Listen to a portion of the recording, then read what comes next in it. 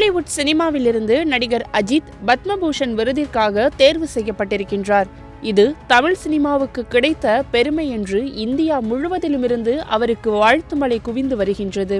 மறுபக்கம் மத்திய அரசு பத்ம விருதுகளை அறிவித்ததிலிருந்தே ஏகப்பட்ட சர்ச்சைகள் புதிதாக உருவாகி வருகின்றன.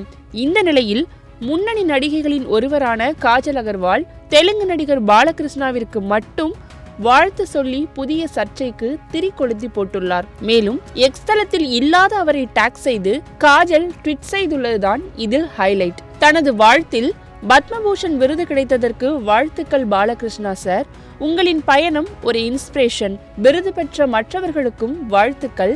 7 விருதுகளை வென்ற என் தெலுங்கு திரையுலகை நினைத்து பெருமையாக இருக்கின்றது என பாராட்டி இருக்கின்றார். விவேகம் படத்தில் அஜித்துடன் இணைந்து நடித்த காஜல் அவருக்கு ஒரு வாழ்த்து கூட சொல்லவில்லை. பிரபலங்கள், கிரிக்கெட் வீரர்கள், அரசியல் தலைவர்கள் என அஜித்தை வாழ்த்தி அனைவரும் ட்வீட் செய்தனர். அவருடன் சேர்ந்து நடித்த காஜல் பாலகிருஷ்ணாவை மட்டும் வாழ்த்தியது ரசிகர்களை வெறுப்படைய செய்துள்ளது.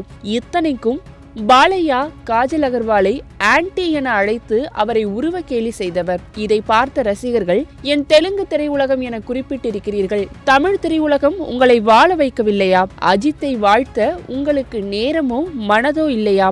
ஒருவரை உயர்த்தி இன்னொருவரை தாழ்த்துவது போல உங்களது வாழ்த்து இருக்கின்றது. இதோடு இனி கோலிவுட் பக்கம் வந்து விடாதீர்கள்.